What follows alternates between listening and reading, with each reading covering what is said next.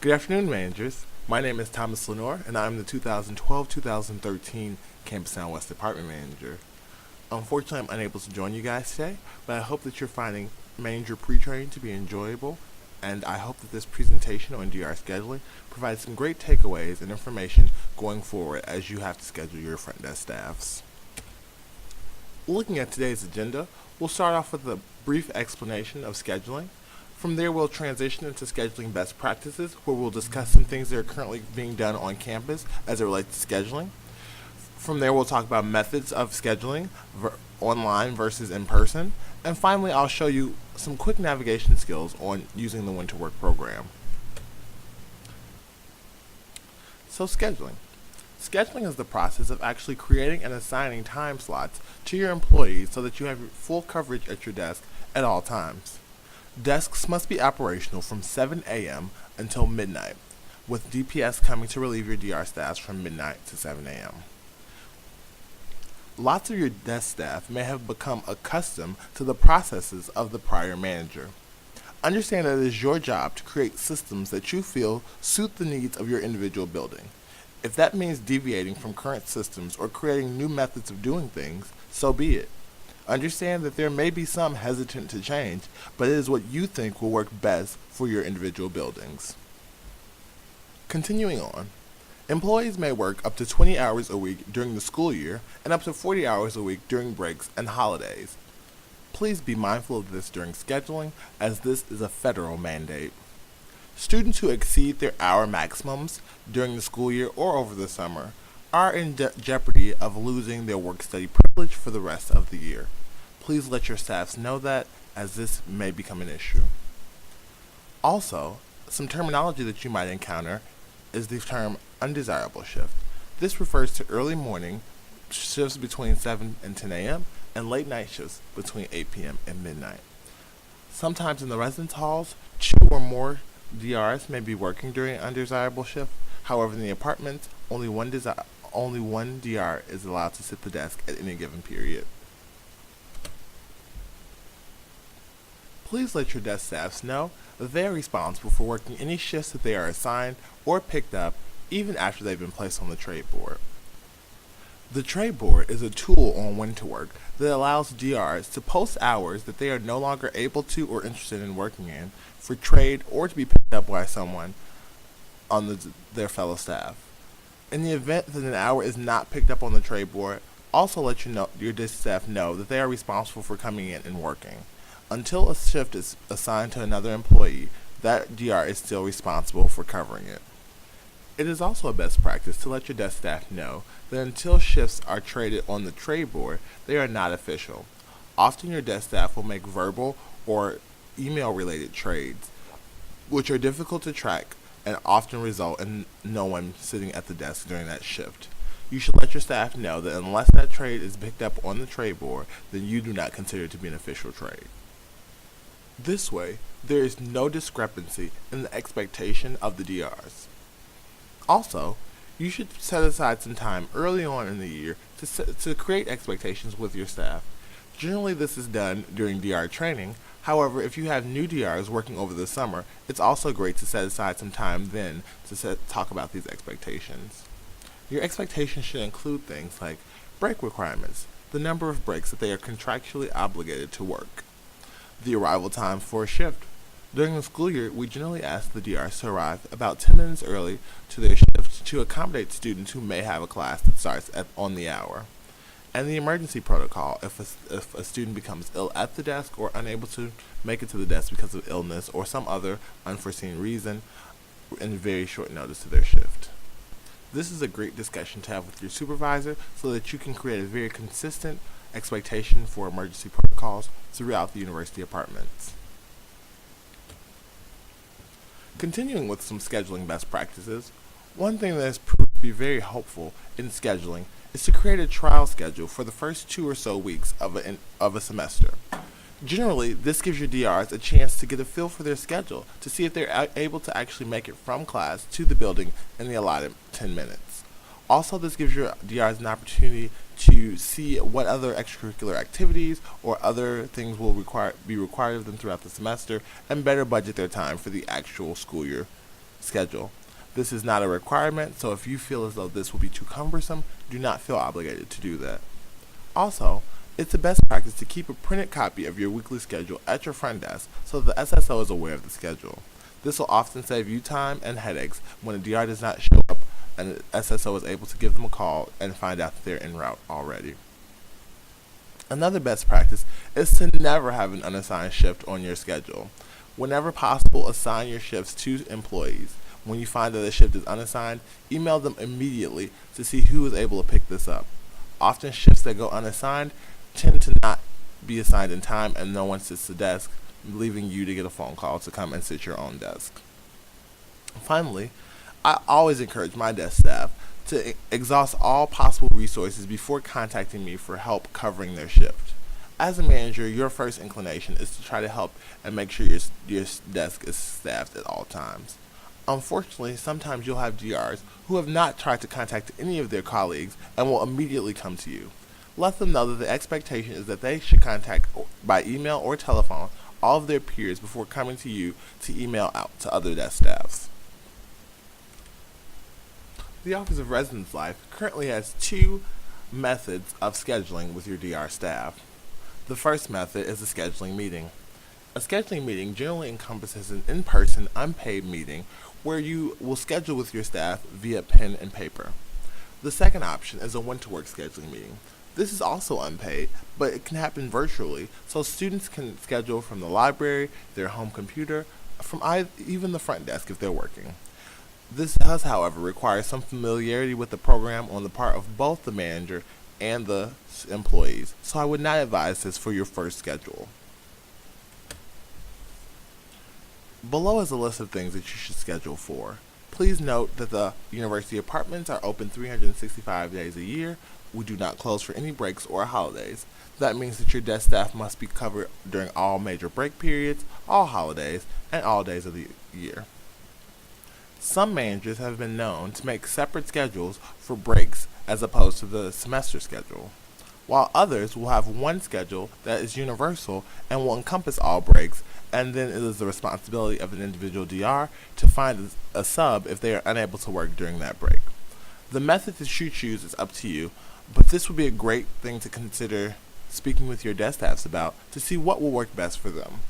On staffs that have lots of students that are primarily upperclassmen, having a universal schedule may be more beneficial. However, if your staff has a lot of underclassmen, who still live in the residence halls, it may be difficult to have a universal schedule as some students will not have housing over breaks such as spring break and other breaks where the halls are closed.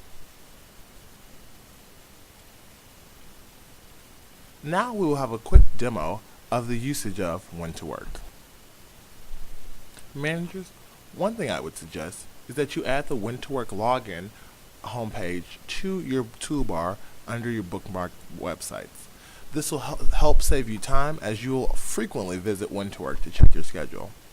Another suggestion that I have is that you save both your username and password into your default internet browser to save you time in inputting this. There should be no privacy or security issues as this should only be saved under your personal login on your office computer.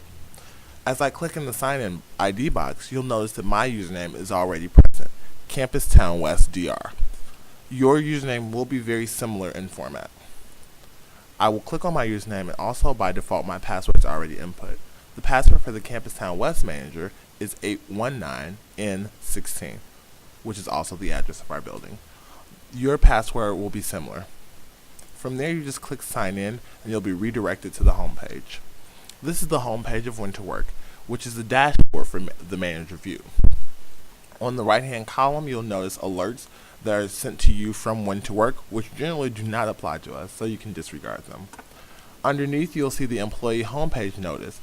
This is a notice that shows on the employee homepage when they log in. So you're able to edit this to reflect any instructions or information that you'd like to relate to them. On this right hand side is different updates and information to the program.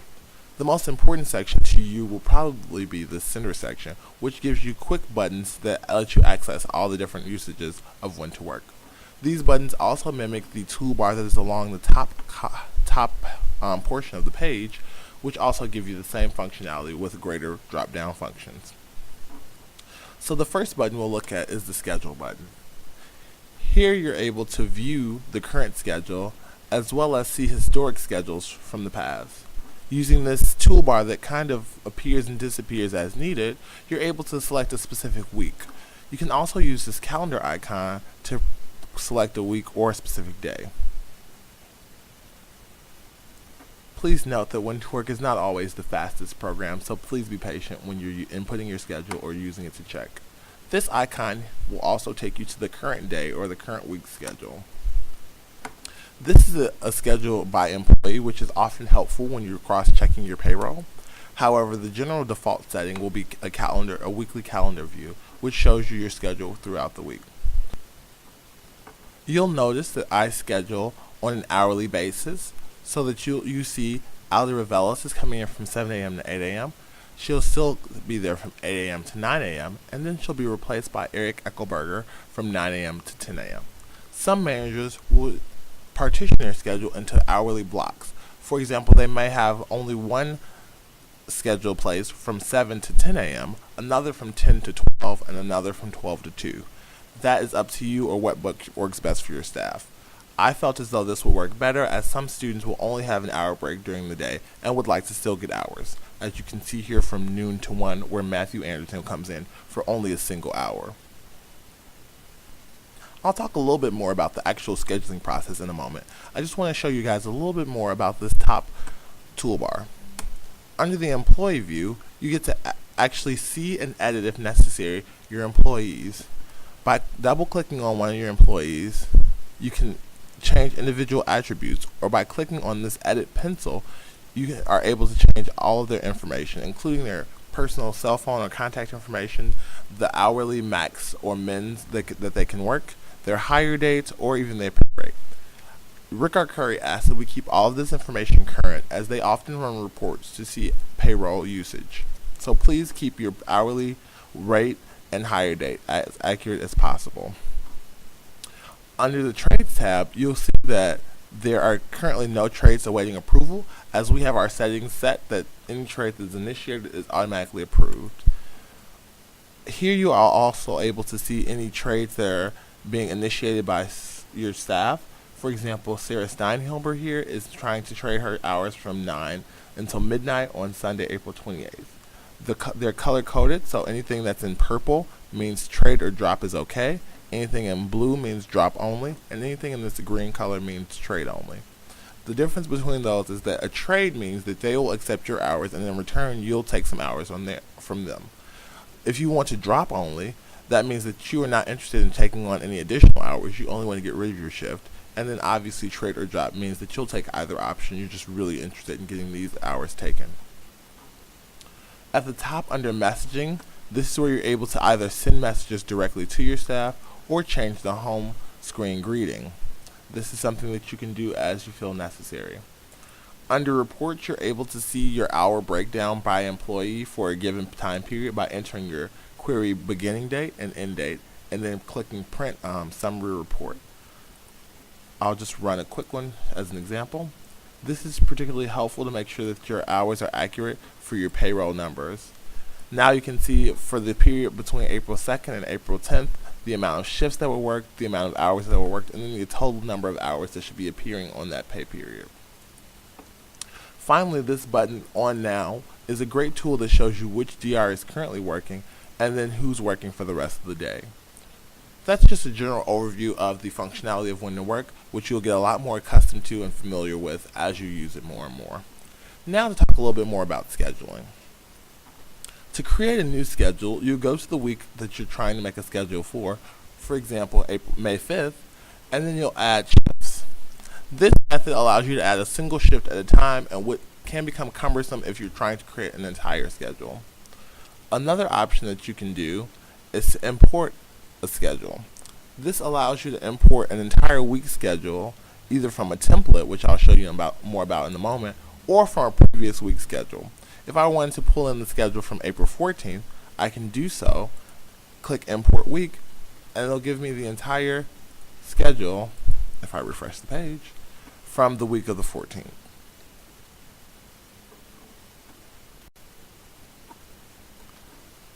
If, for example, you did not want to import the entire schedule with the current assignments, we can either clear the assignments or set every shift to unassigned and click Clear Week, and then refresh the page.